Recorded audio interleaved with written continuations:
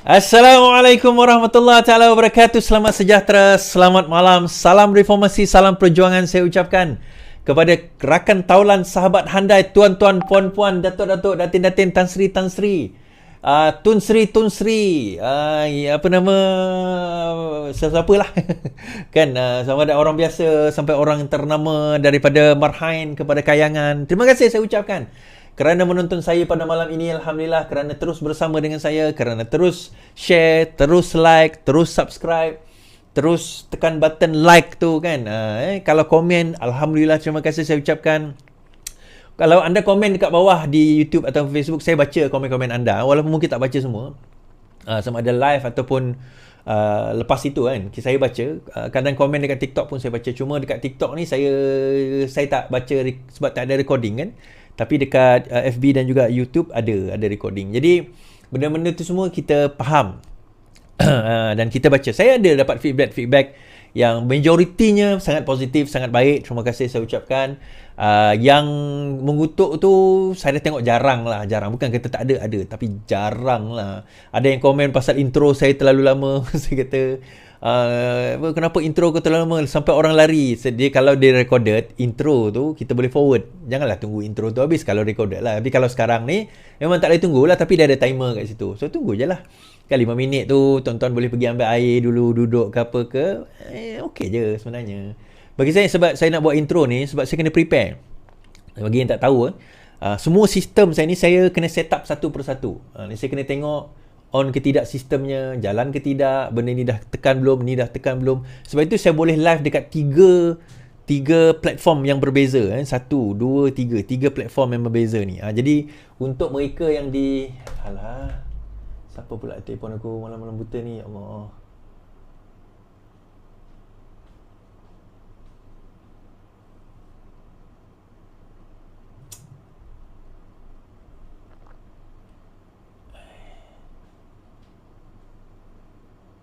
Janganlah call aku masa ni.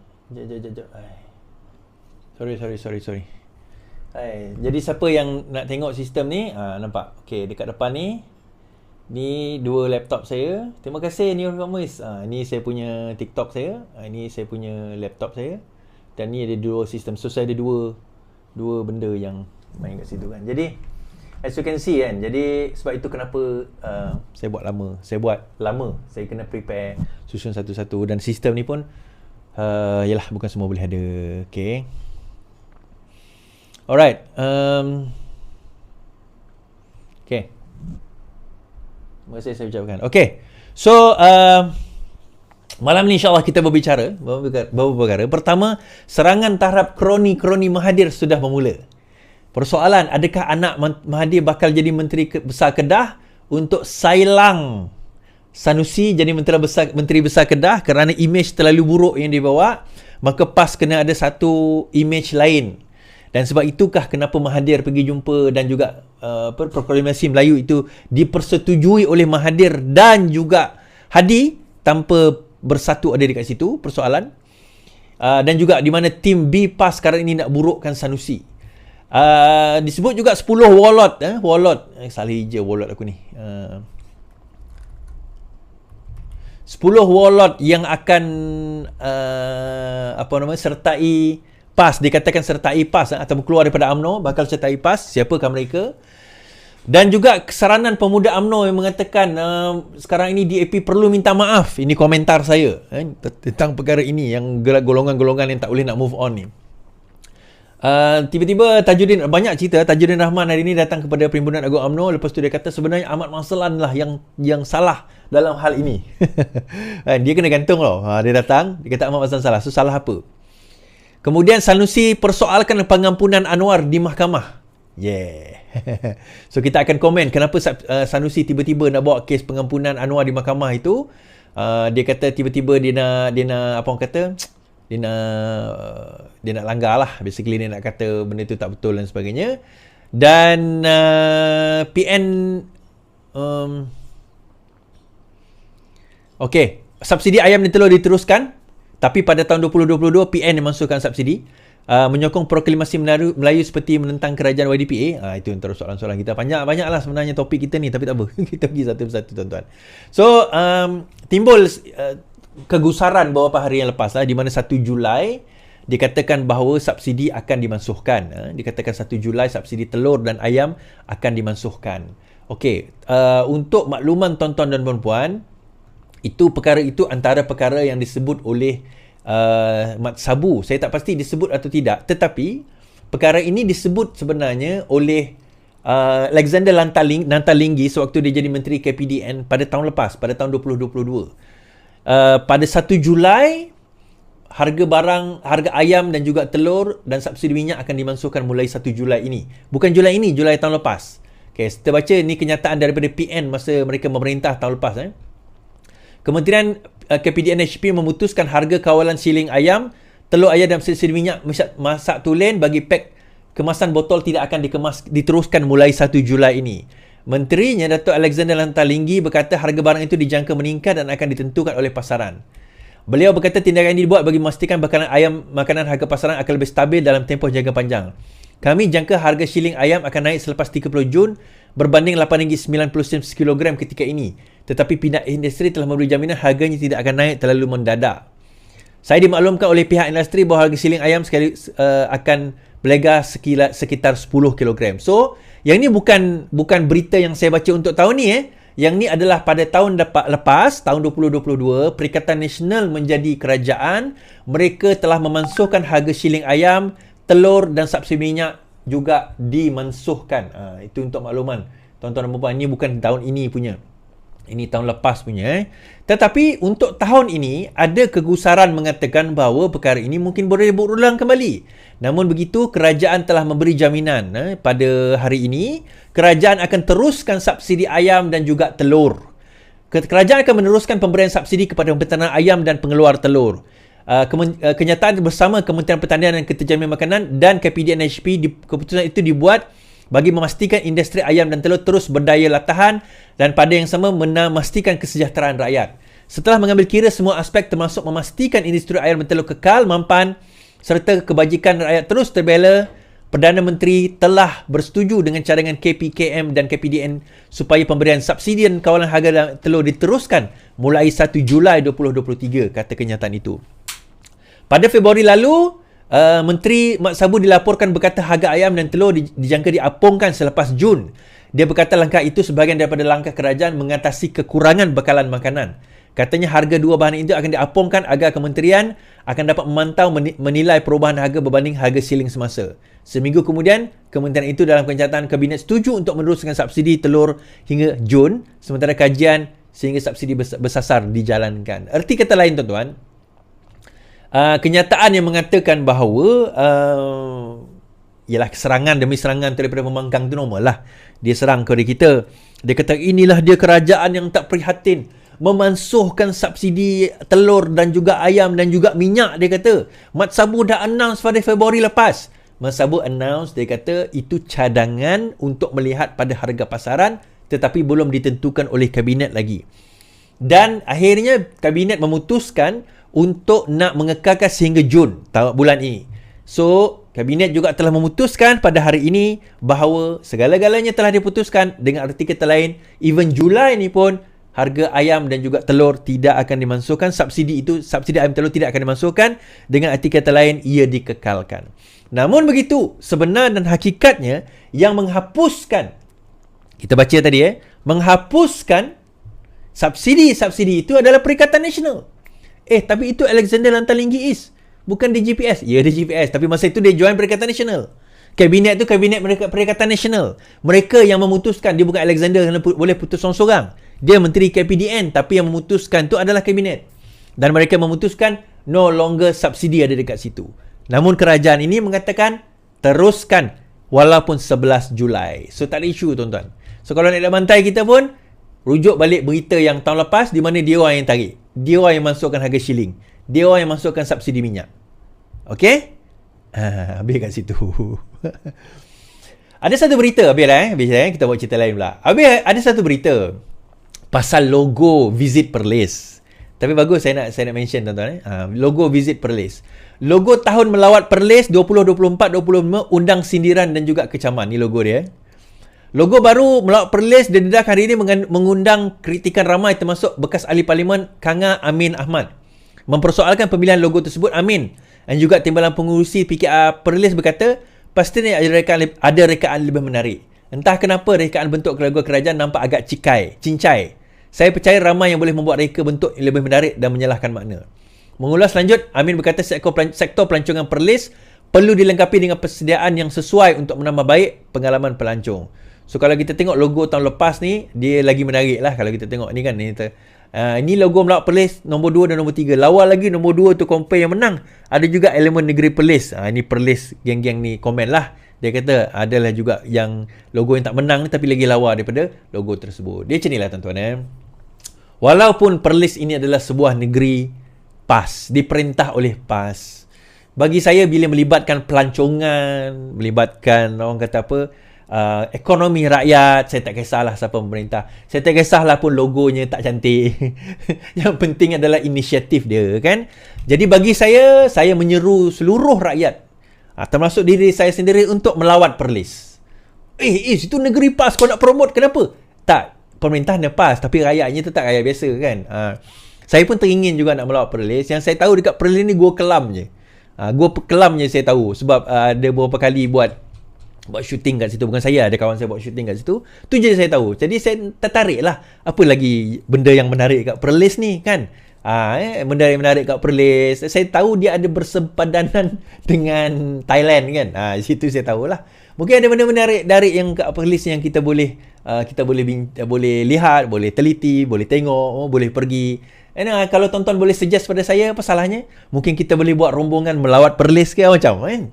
Menarik juga kalau ada travel agency yang nak organize ke 3 hari 2 malam, bermalam di Perlis, kita pergi Perlis, tu kita pusing Perlis, kita pergi tempat-tempat menarik. Boleh lah promote kepada saya, WhatsApp saya, bukan WhatsApp, DM saya, message saya, kita kata, kita organize pergi ke Perlis trip naik bas macam. Menarik juga tu kan. Kita buat geng-geng kita, siapa yang berminat pada harga-harga tertentu, kita buat trip melawat Perlis.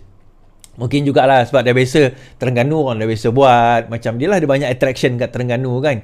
Kelantan tak pernah orang buat lagi. Saya pun tak pernah pergi pelancongan di Kelantan sebab semua macam tak boleh je kan. Terengganu ni boleh lagi lah orang kata. Dekat Perlis saya tak pernah lagi. Ni first time. Kalau ada, apa salahnya kan. Kalau ada dekat Perlis, kita organize kat Perlis. Baik.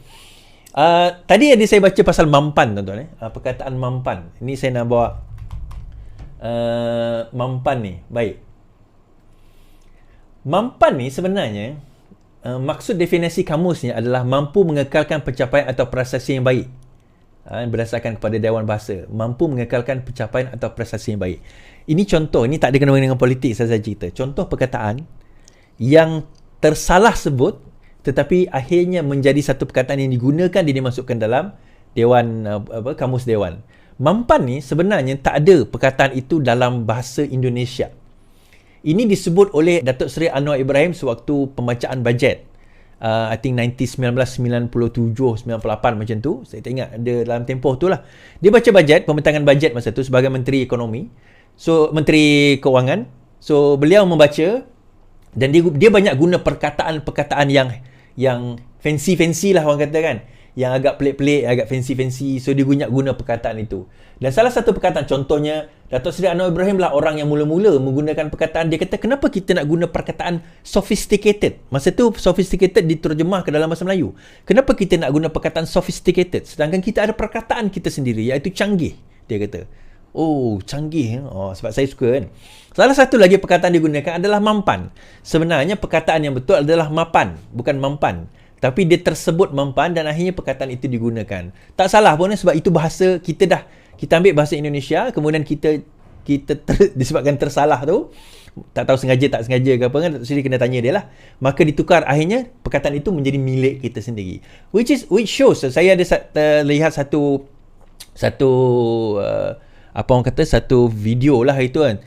Jumlah perkataan berdasarkan bahasa. And interestingly, kita punya bahasa antara bahasa Melayu kita, ini bukan bahasa Indonesia, Melayu kita, Malay words, kita ada lebih kurang 800,000 perkataan. 800,000, antara yang terbanyak juga tau. 800 ke 600,000, tapi ratus ribu perkataan kita. So kita ada perkataan yang banyak. Dan yang paling banyak adalah Korea. Korea punya perkataan tu antara yang paling banyak. Tapi Malaysia, Korea I think 2 juta or something like that, almost 2 million macam tu. Tapi kita ada lebih kurang dalam 800,000 or 600,000, ratus ribu lah. So lebih banyak, even mungkin setara ataupun bawah sikit daripada English. So kita ada banyak kosakata yang kita boleh gunakan. Menarik tuan-tuan. Ni saja extra things yang kita boleh ambil ilmu daripada situ. Baik. Berkenaan dengan isu Warlords, kita nak pergi Warlords dulu ke? Sebelum kita pergi Warlords ni, kita pergi cerita DAP minta maaf. DAP perlu minta maaf lah. Okay, kita pergi cerita DAP perlu minta maaf. Dalam Perhimpunan Agung UMNO, sewaktu orang kata perbahasan daripada Pemuda UMNO, Pemuda UMNO mengatakan bahawa DAP perlu meminta maaf. Dia kata, okey, kita baca kat sini. Dengar. DAP perlu minta maaf kepada UMNO kalau jujur nak bersahabat. Pemuda UMNO. Pemuda UMNO hari ini menuntut DAP mohon maaf secara terbuka atas semua kata-kata dan tomahan yang pernah dilemparkan kepada UMNO sehingga mengguris hati semua ahli parti itu sehingga kini. Kata Pemuda UMNO, Muhammad Akmal berkata jika DAP boleh membuat mohon maaf secara terbuka kepada GPS, mengapa tidak kepada UMNO?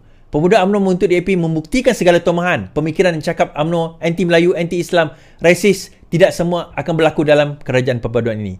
Kalau mahu masa tubuh kerajaan dulu, DAP boleh terbang ke Sarawak, berjumpa dengan GPS minta maaf. Kenapa hari ini tak boleh, dia kata. Yang pertama, ni saya ceritalah sebelum saya komen tentang benda ni. Yang pertama, untuk makluman tuan-tuan dan puan-puan, DAP Sarawak dan DAP Semenanjung, dia dua DAP yang berbeza. Apa sahaja pula? Satu parti. Ya, dia satu parti. Tetapi DAP Sarawak sejak perjanjian 1965 kalau tak silap, 60 something, 60 something, DAP Sarawak mempunyai kuasa autonomi mereka sendiri. So, bila GPS memohon mereka meminta maaf, yang meminta maaf itu adalah DAP Sarawak. Bukan kata DAP itu tak minta maaf, yang pusat tu tak minta maaf. Tak, sebab GPS tu refer kepada DAP Sarawak. Ni kita kena tahu PKR tak ada autonomi. PKR central. Tapi DAP Sarawak dia ada autonomi. And that is why kenapa masa Pakatan Harapan bertanding hari itu menggunakan logo Pakatan Harapan, DAP Sarawak tak menggunakan logo Pakatan Harapan. Mereka guna logo DAP. Dia ada prerogatif, dia punya kuasa autonomi mereka sendiri. Itu yang pertama. Now, yang kedua, pemuda tu kata kena marah, kena minta maaf, DAP kena minta maaf. Saya kata yang macam ni. Yang pertama, DAP bukan menyertai Barisan Nasional ataupun UMNO menyertai Pakatan Harapan. Tak ada. Tak ada coalition itu. Kita ada pembentukan kerajaan dipanggil inconvenient marriage. Perkahwinan disebabkan oleh keadaan. Keadaan itu adalah kita kena membentuk kerajaan yang diminta oleh Yang di-Pertuan Agong. Ini bukan yang kita nak. Faham? Ini bukan yang kita nak. Kalaulah Pakatan Harapan tu majority, dia tak nak pun bergabung dengan UMNO. Sama juga kalau UMNO itu majority, dia tak akan nak bergabung dengan Pakatan Harapan. Faham?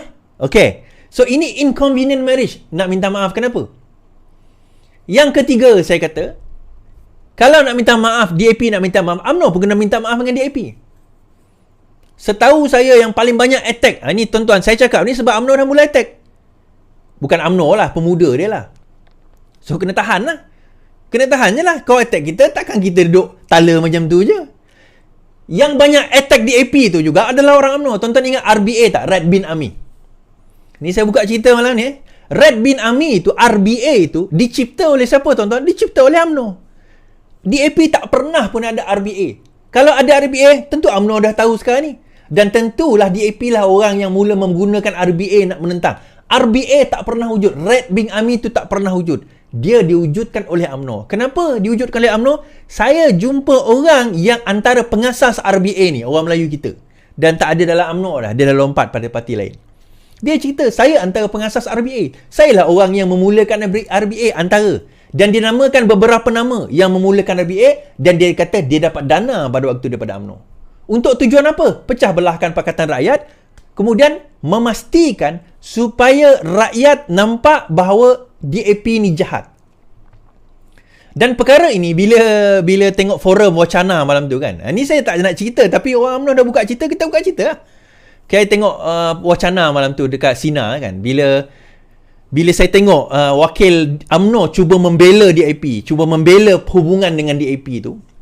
Dalam hati saya tersenyum sendiri, saya kata. Kadang-kadang kan, tuan-tuan, saya nak kata orang DAP ni, yalah ada lah. Bukan saya kata tak ada DAP tu, orang-orang dia. Bukan DAP tu, macam saya kata lah, bukan PAS, bukan UMNO tu yang jahat, bukan PAS yang jahat. Orang-orang di dalam tu, 2-3 orang itu yang, orang kata apa, terlebih lajak, kita kata. Ada. Semua parti ada. Semua parti ada terlebih lajak. Tapi dalam masa yang sama, jangan kita salahkan semuanya. Jangan kita blame semuanya. Hanya kerana perkara itu, kita tu nak blame semua orang di dalam parti itu salah. Salah tu satu hal, tuan-tuan. Tapi bukan setakat tu, komunis, kafe harbi. Apa perkataan yang tak pernah diberi dengan DAP, tuan-tuan? Resis. Kan? Macam-macam lah. Ini semua, siapa yang berkawan dengan DAP ni, inilah teruk. Yang memulakan cerita ni siapa? UMNO lah. Yang UMNO sekarang ini UMNO kena sekarang ni, kena sebab berkawan dengan DAP. Yang bawa cerita tu semua dulu UMNO lah. Siapa boleh deny benda ni? Siapa yang boleh menafikan perkara ini? Yang memburukkan, sehingga DAP dapat label buruk tu, entah apa.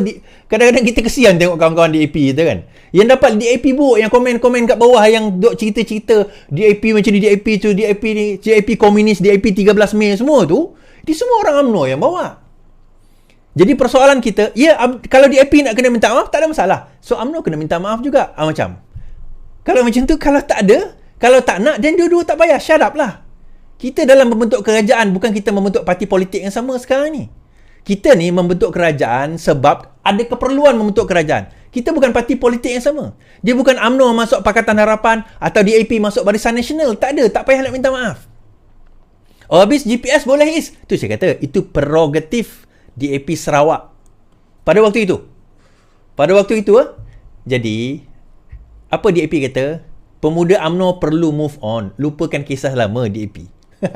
Anthony Locke ni smart Anthony ketika ditemui Kuala Lumpur, Setiausaha Agung DAP Anthony Locke berkata, pemuda UMNO perlu melupakan kisah silam dan move on dari persebarang persengketaan serta pemusuhan politik sebelum ini. Menurut beliau, sekiranya diungkit-ungkit kisah silam, perkara tersebut tidak akan menemui jalan kesudahan. Permusuhan ini masing-masing ada, setiap parti ada. Kalau kita terus mengungkit kisah lama, dia tak akan berkesudahan. Kita sudah membentuk kerajaan lebih daripada 6 bulan. Kita sudah bincang secara persetujuan dan komitmen masing-masing. Kita pun telah move on sejak penubuhan kerajaan perpaduan, katanya. Beliau berkata demikian di PWTC semalam. Begitu juga perkara yang sama disebutkan oleh siapa? Presiden parti, Zahid Hamidi. Nah, tuan-tuan, kalau sebelum tuan-tuan tembak saya sebab dok kata pasal UMNO, tuan-tuan patut tembak dulu pemuda UMNO tu. Saya tak ada apa, saya tak ada jawatan, saya bukan ada jawatan ketua pemuda ke apa ke, ketua AMK, yalah saya dah tua AMK benda kan, jawatan besar ke tak, saya ahli biasa. Sebelum nak tembak saya, pergi tembak ketua pemuda tu dulu. Tuan-tuan, saya kata kita sekarang ni meniti titian yang sukar. Kita berjalan di titian yang sukar. Kiri kanan dok tembak kita ni, kiri kanan dok tembak kita. So bila kiri kanan dok tembak kita, orang dalam tu tembak juga, masalah lah. Is kau tembak sekarang ni Is? Yelah, dah dia tembak, aku orang kata apa? Response fire lah. Takkan kita ni orang tembak kita duduk diam. Jadi kau membela DAP? Memanglah dah di satu parti dengan kami, Pakatan Harapan. Memanglah. Kita comrade, kita satu geng yang sama. Orang ada masalah dengan geng kita pun kena jawab lah. Mungkin DAP tak nak jawab, tak ada masalah, itu hal dia. Dan dah dijawab oleh apa orang kata Anthony Locke dah. Dia kata apa? Move on lah. Kita membentuk kerajaan. Kita nak membentuk kerajaan, kalau ditakdirkan Pakatan Harapan ada majoriti, tak perlu kita pada UMNO. Begitu juga UMNO. Kalau UMNO ada majoriti, tak perlu dia pada Pakatan Harapan. Betul tak? Jadi kita nak mengungkit-ungkit hal ni, kenapa? Kita bukan berada di satu parti yang sama. Kita cuma berada di kerajaan yang sama. So let's move on. Kan? Dah habis. Let's move on. Dalam Perhimpunan Agung UMNO itu juga disebut ada 10 warlord. 10 warlord yang dikatakan akan mengucapkan selamat tinggal. Jangan diucap selamat tinggal, jangan kau ucap selamat tinggal, jangan diucap selamat tinggal kepadaku. Zahid ucap selamat maju jaya kepada 10 warlord UMNO. UMNO mengucapkan selamat maju jaya kepada 10 warlord mereka yang bakal menyertai blok pembangkang menjelang PRN di 6 negeri tidak lama lagi. Salah seorangnya Anwar Musa lah. Presiden UMNO berkata tindakan itu memang telah dijangka sejak awal lagi. Saya dimaklumkan bahawa mereka berhasrat untuk menyertai parti-parti lain. Saya ucapkan selamat berjaya kepada mereka. InsyaAllah bagi PRN di 6 negeri nanti kita akan menyusun gerak kerja bersama dengan rakan-rakan dalam kerajaan perpaduan, katanya. Beliau berkata ketika diminta mengulas dakwaan 10 warlord dalam parti itu akan menyertai blok pembangkang dalam masa yang terdekat. Pada 5 Jun, Ketua Penerangan Peribumi Datuk Ghazali Idris dilaporkan PN dijangka akan mengumumkan sekurang-kurangnya 10 warlord dalam UMNO yang bakal menyertai gabungan itu sebelum PRN nanti. Dakwa Ghazali kesemua mereka yang terlibat adalah nama besar yang disisihkan daripada UMNO. Ini adalah kenyataan. PN akan mengumumkan 10 warlord UMNO yang akan menyertai gabungan tersebut. Dia kata senarai akan diumumkan sebelum PRN, dan ini berita pada 5 Jun yang lepas, dalam kira 4 hari yang lepas lah. Baik. Siapakah antara 10 warlord itu, tuan-tuan? Seperti yang kita ketahui, yang pertama adalah Anwar Musa lah, itu dah kita ketahui. Yang kedua adalah KJ, KJ. Yang ketiga antaranya adalah Tajuddin Ramli. Kemudian kita ada beberapa nama termasuk Hishamuddin. Nah, isu dia adalah orang seperti Hishamuddin, adakah mereka akan lompat? Dia akan lompat daripada UMNO dan hilang kerusi demi nak menyertai PRN. Itu satu persoalan, satu tidak persoalan yang besar. Sedangkan dia sekarang ni enjoying the benefit sebagai seorang ahli parlimen dan juga enjoying the benefit of segala peruntukan kerajaan. So, adakah dia nak hilang jawatan sebagai ahli parlimen, bertanding di kerusi PRN, kemudian berkemungkinan dia akan kalah dekat situ. Johor tak bertanding, Hishamuddin ni sembrong. Now, tuan-tuan, itu antara persoalan-persoalan mana. Bila disebut ada 10 warlord, pada jangkaan saya, dia tak akan ada 10 warlord ni akan menyertai Perikatan Nasional pun, berkemungkinan besar. Even KJ sendiri sampai sekarang tak berani nak menyuarakan pandangan sama ada dia nak menyertai Bersatu atau tidak. Anwar Musa masih lagi menunggu kelulusan, kalau menurut apa orang kata yang disebutkan dalam dalam sinar harian tempoh hari, masih lagi menunggu sama ada nak bertanding ke diterima atau tidak diterima dalam PAS. Kita ada nama lain seperti Noh Omar dan sebagainya. So, mereka ini masih lagi dalam pertimbangan. Noh Omar, most likely dia akan masuk dan bertanding lah. Dia nak follow footstep Syahidan Kasim. Namun, 10 warlord ini bukanlah nama yang kita kata nama baru lah. Tuan-tuan tengok je siapa yang kena gantung itu. Itulah antara nama-nama baru, nama-nama yang bakal disenaraikan untuk nak melompat antara lain. Ada kemungkinan nama lain yang yang ada masalah lah. Tetapi ada atau tidak, kita pun tak pasti. Siapakah mereka, kita tak pasti sangat buat masa ini. Tapi kita tunggu pengumuman pada ujung PRN nanti. Baik. Tajuddin, boleh menyebut tentang pimpinan agama UMNO juga kan. Tajuddin Ramli, Tajuddin Ahmad Rahman, Tajuddin Rahman. Tajuddin Ramli tu orang lain. Tajuddin Rahman, dia katakan bahawa dia antara orang yang digantung tetapi hadir dalam Perhimpunan Agung UMNO yang lepas. Menarik dia orang yang digantung tetapi hadir dalam Perhimpunan Agung UMNO yang baru-baru ini. Baik, kita baca kenyataan beliau. Dia sebut tentang proklamasi Melayu dan dia kata proklamasi itu ada tapi tak dijaga, kata Tajuddin. Baik. Ini pada hari ini. Kuala Lumpur, bekas ahli parlimen Pasir Salak, bekas parlimen Pasir Salak, Tajuddin Rahman berkata proklamasi orang Melayu yang diilhamkan oleh bekas Perdana Menteri Mahathir bukan suatu yang baru. Sebaliknya, inisiatif serupa pernah dilakukan sebelum ini pada 2018 oleh beliau sendiri di Pasir Salak. Ya, saya ingat. Dia, Mahathir lewat, saya dah buat dulu. Saya pada 2018 kumpul Melayu semua di Pasir Salak. 50,000 orang datang. Yelah, katanya lah. Hadi Awang datang rumah saya berdiri atas pentas, katanya. Di tepian Perhimpunan Agung UMNO. Beliau meminta orang yang meragui perkara itu melihat Perhimpunan Melayu di laman video popular YouTube. Hadi pertama kali datang dan duduk atas bersama pemimpin UMNO. Tajuddin berkata inisiatif itu kemudiannya membawa kepada mufakat nasional. Kerjasama dibentuk oleh UMNO dan PAS selepas PRU14.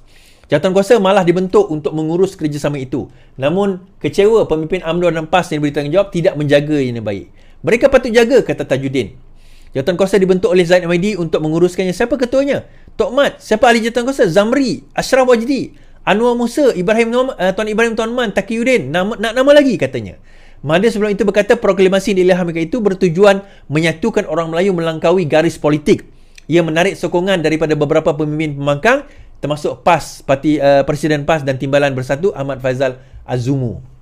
Now, dalam masa yang sama, Tajuddin hadir di PAU 2023 dan mendedahkan punca kegagalan UMNO, dia kata, bila UMNO kalah dalam PRU yang lepas. Bekas MKT UMNO Tajuddin Abdul Rahman mendakwa Ahmad Mazlan lah punca apa yang disifatkannya sebagai kegagalan UMNO pada hari ini. Kita kena ingat, dia kata Ahmad Mazlan ni punca sebenar. Dia berkata demikian ketika membuat kehadiran mengejut di Perhimpunan Agung UMNO 2023 ke Pusat Dagangan di Bumi Putera sekaligus, walaupun keanggotaannya digantung selama 6 tahun. So, dia ni salah seorang warlord yang dikatakan akan menyertai parti lain. Tajuddin mendakwa Ahmad ketika menjadi Setiausaha Agung UMNO tidak memberi nasihat yang sewajarnya kepada Zahid yang menjadi presiden pada saat parti berada dalam keadaan lemah. Dia hanya mendengar segelintir orang di sekelilingnya saja. Dia gagal dengar suara akar umbi. Ahmad Mazlan itu tak boleh pakai. Dia budak muda. Aku lebih tua daripada dia. Dia ni suka publicity. Hari-hari nak cakap. Dia jadi Setiausaha Agung UMNO punah. Masalah macam-macam. Dia gagal sebagai Setiausaha Agung UMNO. Dia tidak menjadi penasihat yang betul kepada Presiden. Itu Zahid pernah cerita kita. Pemimpin-pemimpin ini ada ramai penasihat. Tapi ada juga punah sihat. Keliling itu ada yang bagus, ada yang tak bagus. Kena dengar akar umbi di bawah. Jangan dengar orang keliling saja yang mengampu macam Mazlan ni, katanya. Tajuddin juga turut menyindir Setiausaha UMNO. Ashraf Wajdi berkata dia mempunyai tanda-tanda sama seperti Ahmad. Setiausaha Agung sekarang kena tengok dulu, tapi dia ada tanda-tanda macam Setiausaha Ahmad dulu, lebih kurang sama, katanya. Terdahulu Tajuddin yang juga bekas ahli Parlimen Pasir Salak hadir di PAU secara sukarela. Namun katanya dia tidak memasuki dewan untuk hadir sesi perbahasan. Yang Presiden dan Setiausaha kata pemimpin yang digantung boleh hadir, tapi tak kata boleh masuk ke dalam dewan, katanya. Normally untuk siapa yang tak mengetahui tentang perkara ini, nak masuk dewan tu dia perlu ada PAS. Nak masuk dewan tu perlu ada PAS, dan PAS itu adalah PAS sama ada perwakilan atau pemerhati lah. So orang luar boleh datang tapi berada dekat luar, masuk dalam tu tak boleh. Saya ingat lagi masa saya digantung itu pun, saya pergi kongres tersebut, jumpa kawan-kawan, tapi saya tak boleh masuk ke dalam dewan. Saya tak boleh masuk. Tak boleh masuk Boleh je saya masuk sebenarnya. Kan? Sebab saya bukan perwakilan ataupun pemerhati. Kan? Okay. Now, balik kepada cerita tadi tu kan. Adakah Ahmad Mazlan yang menyebabkan kegagalan UMNO? Now, pertama sekali, saya tak ceritakan. Pertama kali, Tajuddin Rahman tak kata kegagalan yang mana. So, saya assume dia adalah kegagalan sewaktu PRU yang lepas lah. Okey, untuk makluman Tajuddin Rahman, kegagalan PRU yang lepas itu bukan disebabkan oleh Ahmad Mazlan seorang. Okay, saya tak kata Ahmad Mazlan tu taklah menyebabkan. Tapi bukan kegagalan itu disebabkan oleh dia seorang. Dan saya sebut ini bukan sebab saya membenci UMNO. Saya melihat daripada perspektif orang yang menganalisa keadaan politik di dalam negara kita. Now, sebelum kita cerita kejatuhan UMNO itu, kita cerita dahulu berkenaan dengan kerajaan yang dibentuk oleh Muhyiddin Yassin pada tahun 2020 sehingga tahun 2022. Dalam tempoh 33 bulan itu, kerajaan itu telah jatuh sewaktu tempoh pemerintahan. Dan kesilapan, ini beberapa kesilapan saya cakap. Kesilapan pertama yang UMNO buat adalah apabila mereka bersetuju membentuk kerajaan bersama dengan Perikatan Nasional bersama dengan Bersatu pada waktu itu dan membentuk kerajaan. Itu kesilapan pertama mereka. Kenapa? Okey, kita akan tengok. Kesilapan itu berlaku kenapa? Pada waktu itu mereka tak nampak jalan lain melainkan kena gabung dengan Bersatu. Sedangkan saya dah cakap dalam live saya kata kalau gabung dengan Bersatu memang pancung kepala sendirilah bagi saya. Sebab Bersatu dan UMNO dan PAS, terutama PAS ni boleh tolak tepi. Tapi Bersatu dengan UMNO ni dia mempunyai dia ni competitors, direct competitors, tuan-tuan. Macam UMNO ni memang competitor dengan DAP, dengan PKR, dengan Amanah, tapi kita tak terlalu direct competitor sebab kami punya market Pakatan Harapan ni kita pelbagai bangsa. UMNO adalah parti bangsa Melayu Islam. Bersatu pun sama. So dia orang ni direct competitors. Up to the teeth orang kata. Even warna parti mereka pun hampir sama. Merah putih tu hampir sama. Kita kata. So, akhirnya, bila mereka nak membentuk kerajaan, pada masa itu perkiraan dia, bagi saya perkiraan yang sangat silap. Ini melihat daripada konteks orang yang berada di luar UMNO. Bukan sebab saya kata ni bukan sebab saya nak kutuk UMNO. Tapi nak beritahu. Hakikat sebenar. keputusan untuk menyertai bersatu itu, saya kata dalam live saya pada waktu itu dan sekarang ini adalah keputusan bunuh diri, saya kata. Kenapa? Saya kata bersatu akan berusaha untuk memastikan bahawa UMNO ini akan lemah dan kalah PRU yang akan datang, which is PRU ke-15. Mereka akan berusaha, mereka akan bekerja memastikan bersatu ni kuat dan pastikan bahawa UMNO ni kalah. Itu objektif mereka. Dan ada satu video yang saya buat dalam live tu, ada gambar 2 ekor singa di dalam satu sangkar. Dia ada gambar tu 2 ekor singa dalam satu sangkar. Saya kata mustahil boleh ada 2 ekor singa di dalam satu sangkar yang dominan. Keduanya kena gaduh dan salah satu kena mati. Saya maksudkan 2 ni adalah parti parti UMNO dan juga Bersatu. Itu kesilapan mereka yang pertama. Kemudian kesilapan mereka seterusnya, saya buktikan, saya kata, apabila Muhyiddin Yassin tidak melantik Zahid Hamidi sebagai mana-mana jawatan di dalam kerajaan 33 bulan itu. Dia tidak melantik Zahid Hamidi dalam kerajaan 33 bulan tersebut. Kenapa, tuan-tuan? Kenapa tidak ada pelantikan tersebut? Tuan-tuan, tolong share lagi. Tolong tag-tag lah 300,000 malam ni. Okey. Tolong 1.7k menonton kita. Terima kasih 10,000 menonton YouTube dan Facebook. Now, Kenapa itu adalah satu perkara kesilapan lagi kita kata? Pada waktu itu, dia tidak melantik Zahid Hamidi atas tujuan apa? Sebab itu saya kata, kita kena faham mentaliti Bersatu. Kita kena faham mentaliti Bersatu. Mentaliti Bersatu ni mudah, tuan-tuan. Nak bunuh UMNO, itu yang pertama.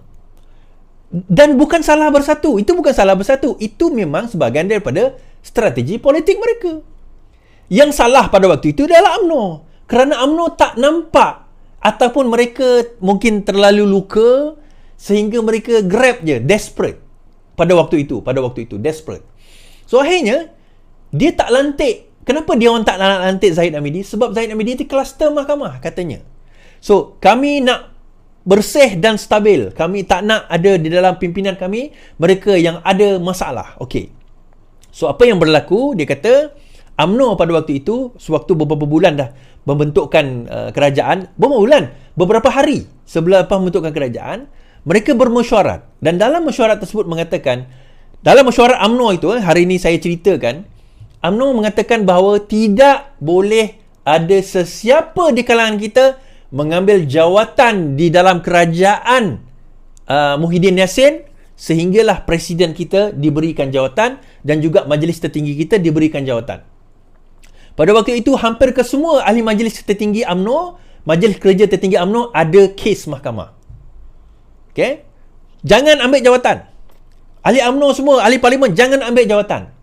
Namun begitu, bila dah setuju semua, dah dipersetujui dengan mesyuarat tersebut, ada yang tamak. Ambil jawatan. Adham Baba ambil jawatan. KJ ambil jawatan. Anwar Musa antara yang ambil jawatan. Padahal dia adalah mesyuarat tu. Termasuk Azalina, tapi Azalina dia pusing last minute. Dia sokong Zahid last minute. Sebab itu dia selamat dalam politik dia. Termasuklah Tajuddin Rahman ni. Dia kemudian dia dapat jawatan apa? Jawatan apa orang kata dia panggil? Apa dia panggil tu? Duta khas. Kan? Ada jawatan-jawatan yang dipegang oleh UMNO pada waktu itu. Sehingga kan bila Anwar Musa mendapat jawatan tersebut, dia dipecat daripada Barisan Nasional sebagai Susah Agung dan dia dipecat daripada Majlis Kerja Tertinggi UMNO. Dia tak kisah, dia masa itu jadi menteri wilayah kalau tak silap saya. So mereka ini dah, maksudnya dalam kerangka yang pertama, langkah strategi pertama Bersatu, dia dah berjaya melemahkan UMNO dengan cara lantik, pecahkan UMNO pada waktu itu. Saya kata UMNO berpecah. Dia ada golongan geng Hishamuddin ni. Tun Hussein On dapat jawatan, antara yang dapat jawatan. Ini saya kata, geng Hishamuddin, geng Azmin ni, dia akan membentuk ketumbukan mereka kita. Dia ada satu lagi geng Zahid. Kelebihan Zahid adalah dia ada kuasa di dalam parti, tetapi dia tidak ada kuasa di dalam kerajaan. Now, benda ini berlarutan. Dan UMNO kacau. Saya pun kacau lah. Kita kacau, ada di antara sembilan yang kacau. Dan akhirnya, mereka kata, tak boleh tidak, kita kena ambil tindakan. Bila Najib dia dapati bersalah, bila apa orang kata masih lagi dibicarakan, kemudian Zahid pun dibicarakan walaupun tidak dapati bersalah dalam first case, dan second case tetap mereka semua dia macam dia di parade pada waktu itu dalam kerajaan. So test yang pertama kepada UMNO dan Bersatu adalah Pilihan raya negeri Johor dan pilihan raya negeri Melaka. Dua negeri ini menjadi ujian kepada kedua-dua parti ini. Akhirnya telahan saya betul bahawa mereka sedang bergaduh teruk. Dan disebabkan selepas oleh Johor, di mana UMNO menang, kita kata Melaka pun UMNO menang.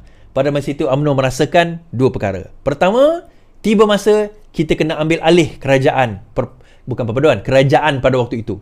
Kerajaan Muhyiddin, kita kena ambil alih. Itu yang pertama dia kata. I think dia berlaku sebelum ke selepas, itulah. Dan yang kedua, selepas, ialah kita kena bubarkan parlimen kerana kita sudah menang di Johor, indikasi kita boleh menang PRU. Itu kesilapan ketiga UMNO, di mana di Johor itu dia jadi batu aras bahawa dengan menang Johor, menang Melaka, mereka boleh menang seluruh Malaysia. Itu kesilapan yang besar lah dalam strategi politik. Namun, strategi yang mengatakan kita kena take over itu dah dibaca awal oleh Muhyiddin Yassin. Jadi Muhyiddin akhirnya lantik Ismail Sabri jadi Perdana Menteri dan bukan Zahid. Dia masih juga up to the last minute. Memastikan bahawa Zahid tidak jadi Perdana Menteri. Kenapa? Now, apa benda saya cakap ni pun, yang ni saya ada respect dengan Zahid Hamidi. Zahid Hamidi, dia ada killer instinct. Yang ni saya respect dengan Zahid Hamidi, dia ada killer instinct. Sebaik saja pembentukan kerajaan baru, dia dah belajar dah. Okay, dia dah kalah sebagainya, dia dah tahu, okay, learn from the mistake, bagus, Zahid dah belajar. So the first thing dia fikir, dia kata pertama, saya dah cakap dalam live saya masa sebelum pembentukan kerajaan Anwar Ibrahim, saya kata Zahid, UMNO tak akan bergabung dengan PN. Mati-mati pun UMNO tak akan bergabung dengan PN. Sejarah itu ada, dan sejarah itu baru mereka lalui tahun lepas. Bagi mereka, mudarat yang lebih teruk sebenarnya adalah bersatu. PAS lah yang follow, PN lah. PN ni mudarat yang lagi teruk. DAP, mudarat itu diciptakan oleh UMNO. UMNO yang cipta mudarat tu. Mudarat tu sebenarnya tak wujud. Tak benar. Setakat cakap ni Melayu, resis semua, itu benda kecil bagi political decision yang akan dibuat oleh UMNO. Sebab kalau mereka menyertai Perikatan Nasional sekali lagi, bergabung dengan Perikatan Nasional, perkara yang sama malah lebih teruk bakal berlaku. Sedang pada masa itu Perikatan Nasional ada 70 lebih kerusi, UMNO setakat ada 40. Lagi teruk dia kena. 40 apa? 30 je. UMNO 20 lebih campur BN 30. Dia ada 70 lebih, lagi teruk nanti dia akan kena. Sedangkan masa bersatu dengan PAS bergabung tu pun tak banyak kursi, ni lagi banyak kursi, lagi teruk dia bakal kena. So dia fikir lebih baik kita bergabung dengan Pakatan Harapan.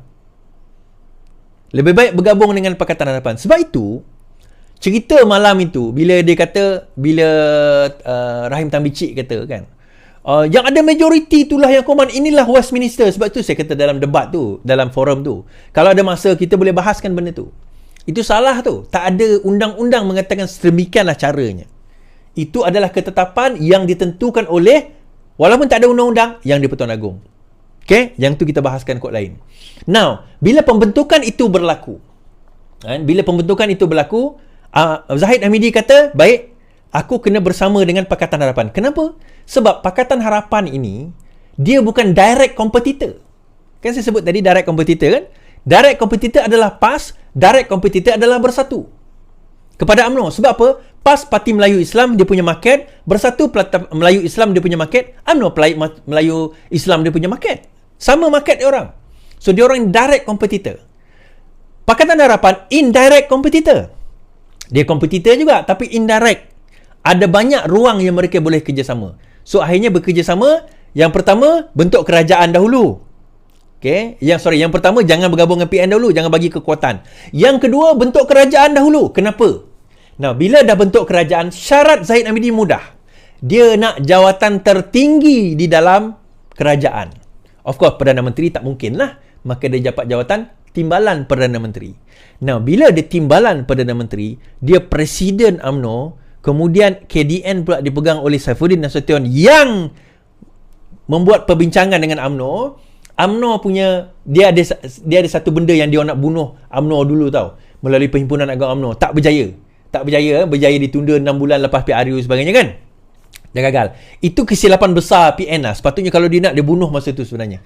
UMNO haramkan terus pada waktu itu. Itu kesilapan besar Hamzah Zainuddin. Dia nak biarkan UMNO sebab dia sebenarnya, okey, now kita buat cerita tu. Kenapa Hamzah Zainuddin tak bunuh UMNO awal? Dia menteri KDN, tuan-tuan. Sepatutnya UMNO kena buat Perhimpunan Agung UMNO pada Disember 2022. Tak boleh extend. Kalau tak buat, bubar UMNO. Tapi kenapa Hamzah Zainuddin tak nak tak nak bubarkan? Sebab dia confident bahawa geng-geng kalau dibubarkan masalah nanti. Orang tak akan sokong UMNO, tapi dia akan berpindah kepada Pakatan Harapan. Dia confident geng-geng Hishamuddin ni boleh naik dan lawan dengan Zahid.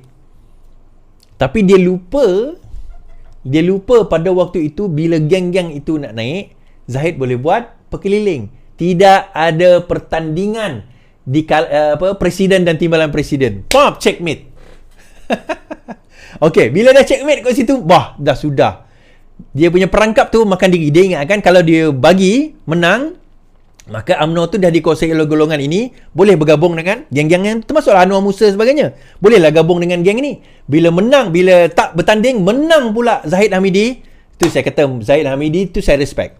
Dia ada killer instinct, tuan-tuan. Apa perkara dia buat? Pap, cantas semua. Dia cantas habis. Dia cantas KJ, Anwar Musa, cantas Tajuddin Rahman, dia cantas. Semua yang dapat jawatan tadi tu dia cantas. Hishamuddin dia gantung. Kenapa Ismail Sabri dia tak gantung atau dia tak buang, tuan-tuan? Sebab pertama dia ahli parlimen lah. Kalau gantung nanti kurang pula kursi. Yang kedua, Ismail Sabri terus buat pengumuman. Ini adalah pilihan raya terakhir saya, lepas ni saya nak bersara. Okay. Hishamuddin tak buat pengumuman. Kalau Hishamuddin tu buat pengumuman, so bila Ismail Sabri dah buat pengumuman macam tu, okay, tak apalah. Biarlah dia. Kemudian yang kedua, dia bekas Perdana Menteri. Suka atau tidak, dia masih ada sokongan. Jadi akhirnya dibiarkan. Orang tua tu dia biarkan.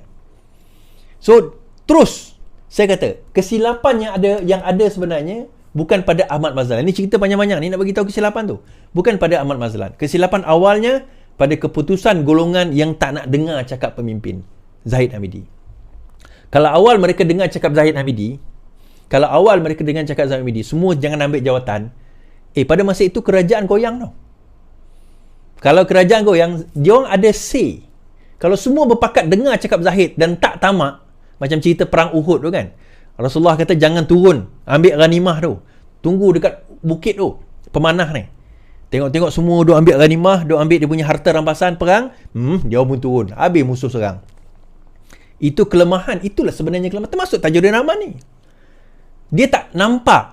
Dan tuan-tuan, saya nak bagi tahu, kekuatan sebenarnya bukan dengan gabungkan parti politik. Kau gabunglah PAS dengan UMNO dengan bersatu, kau gabunglah. Dah bergabung dah pun pada 33 bulan yang lalu. Sewaktu mereka menjadi kerajaan tahun lepas, dah bergabung dah. Dah bentuk kerajaan dah pun. Tapi adakah mereka berjaya menyelesaikan konon-kononnya masalah Melayu? Bukan. Because itu bukan masalah Melayu. Masalah Melayu bukan gabung parti politik ni. Itu bukan. Masalah politik ini adalah apabila orang menggunakan bangsa dan agama untuk memecah belahkan. Kemudian disalahkan DAP. Oh, Melayu berpecah sebab DAP. Apa kena mengenai DAP pula? Engkau orang sendiri yang gaduh sama sendiri. Orang bersatu kutuk UMNO, UMNO kutuk PAS, PAS kutuk UMNO, UMNO kutuk PAS, PAS kutuk UMNO kutuk bersatu. So masing-masing duk gaduh sama sendiri. So kalau macam tu, kena bergabung lah. Dah bergabung. Mereka takkan boleh. Saya dah cakap dah.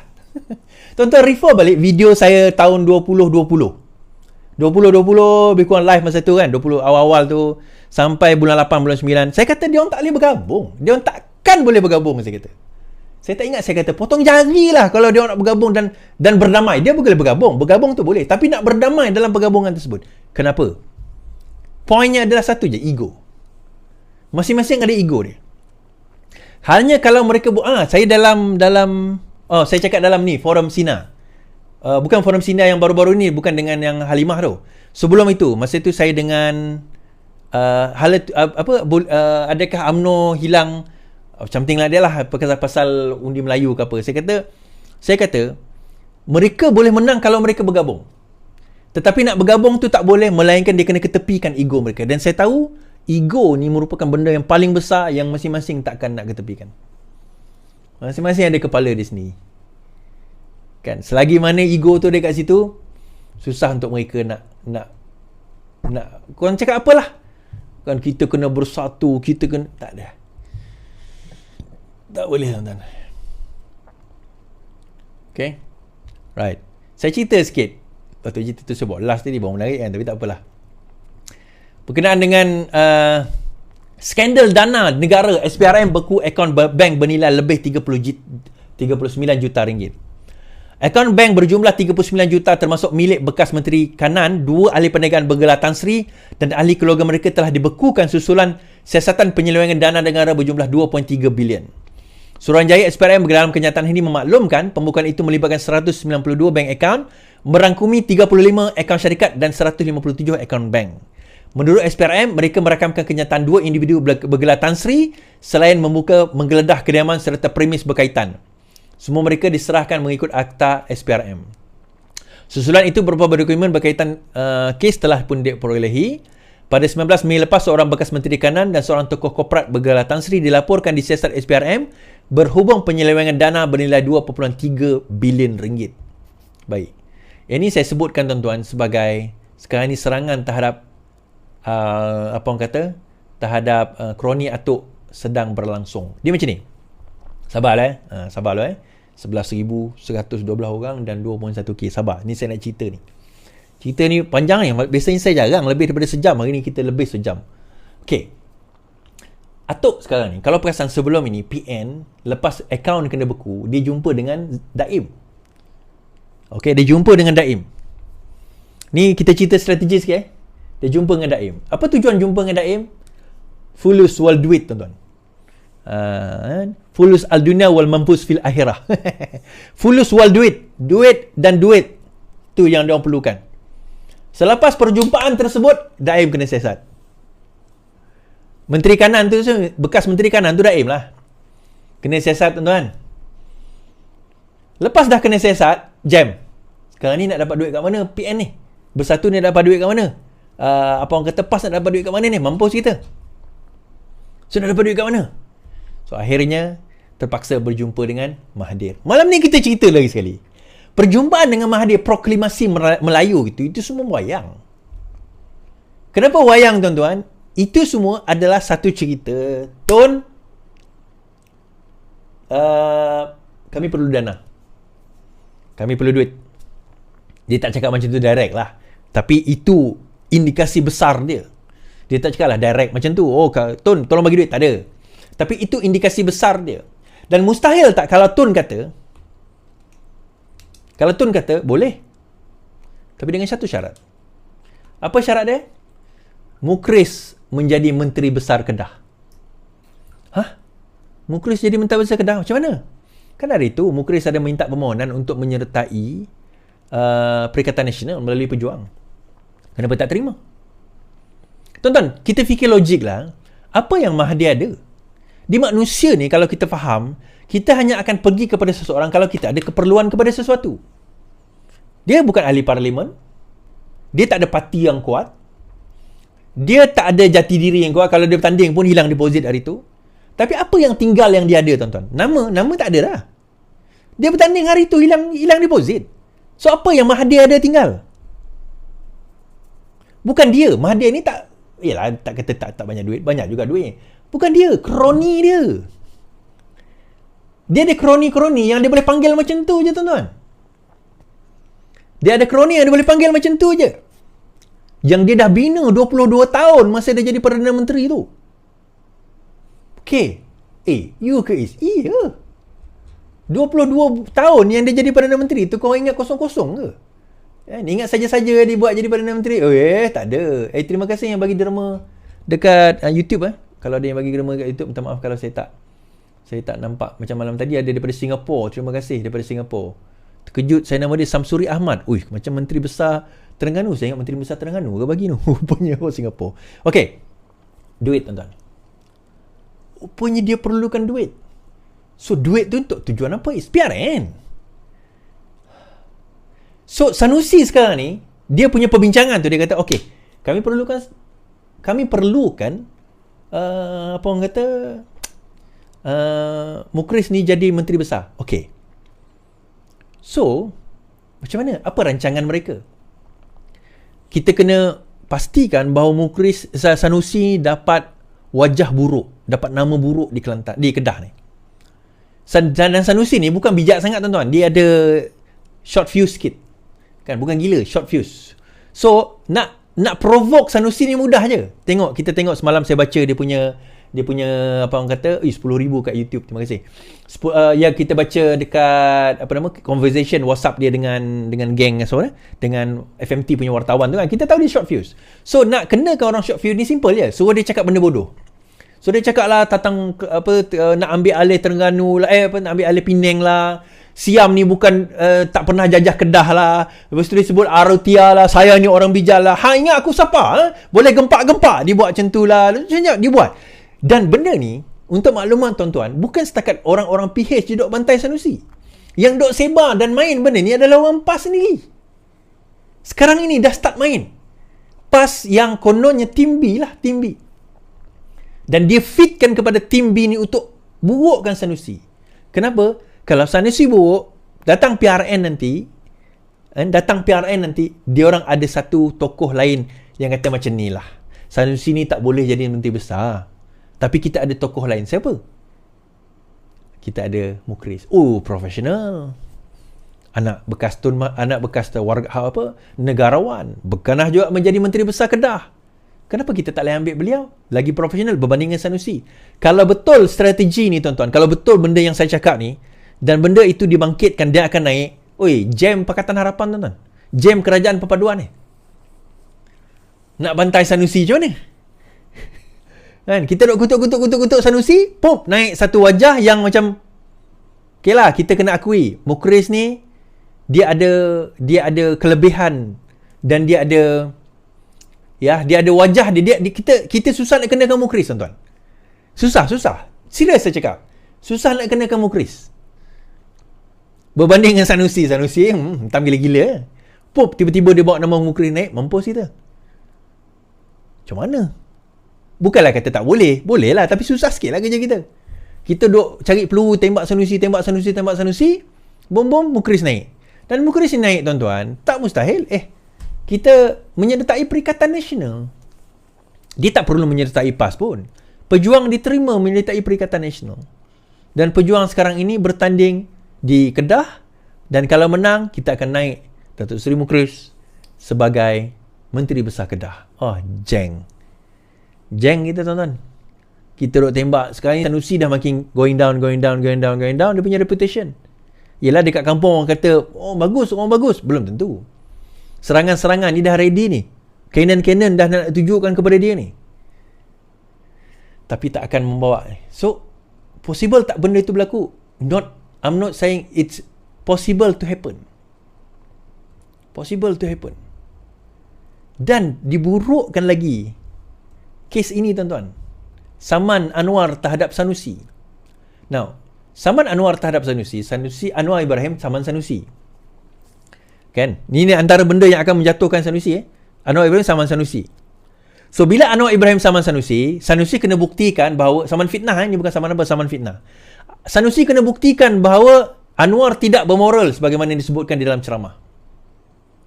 Maka disebabkan Anwar tidak bermoral, therefore, apa yang berlaku tuan-tuan? Therefore, dia kena buktikan bahawa pengampunan itu tidak sah. So, apa dia buat? Saya kata ini strategi makan tuan, tuan-tuan. Anwar bantah permohonan Sanusi berkaitan pengampunan agung. Datuk Seri Anwar membantah permohonan Sanusi di Mahkamah Tinggi menentukan persoalan undang-undang berkaitan pengampunan diraja yang diberikan kepada Perdana Menteri itu 5 tahun lepas. Permohonan tersebut dikemukakan berikutan saman fitnah Anwar terhadap Menteri Besar Kedah itu berhubung ucapan berbau fitnah. Menurut Anwar, permohonan Sanusi mengenai pengampunan diraja adalah di luar bidang kuasa mahkamah. Baik, saya komen ni tuan-tuan. Ini desperate gila. Sanusi desperate gila. Bila dia buat move macam ni, memang kita akan tahulah dia akan kalah lah kes ni. Kita tahu dia akan kalah kes ni. Kenapa tuan-tuan? The desperation sekarang ni sampai dia terpaksa nak mempersoalkan pengampunan diraja Anwar. Yang pertama, dah ada orang pernah buat tentang pengampunan dan orang itu kalah. Ingat tak lawyer dulu yang nak persoalkan tentang orang tu kalah. Yang kedua, kalau dia nak persoalkan sekali lagi, Anwar dah bantah dah. Berkemungkinan tak masuk court pun akan kena reject. Permohonan Anwar membantah itu akan diterima. Dan yang ketiga, membuktikan dia tak boleh bukti pun fitnah tu tuan-tuan. Dan berkemungkinan besar dia akan kalah sekali lagi. Dah lah kalah dengan Mahfuz. Sekarang ini akan kalah dengan Anwar Ibrahim. So dia akan menjadi liability kepada PAS. Sekarang ini pun dia dah jadi liability kepada PAS. Bila dah jadi liability kepada PAS, persoalan utama yang kena dijawab oleh orang PAS adalah macam mana kita nak buang Mamat ni? Kita nak buang Mamat ni macam mana? Mati kita ni. Mampus kita. Habis kita. Kita kena cari jalan lain untuk memastikan bahawa kita akan berkuasa kembali, tapi bukan dengan cara letak Mahfuz. Mahfuz pula, Sanusi. Tuan-tuan, daripada dulu lagi Sanusi ni memang liability sebenarnya.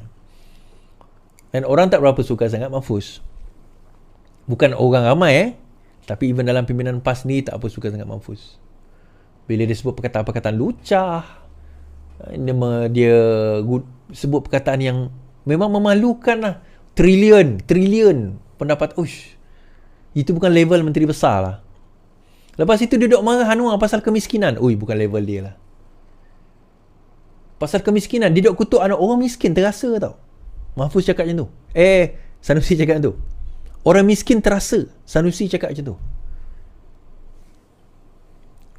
Sedih sama ni. Tapi itulah hakikat yang kena diterima oleh geng-geng diorang ni.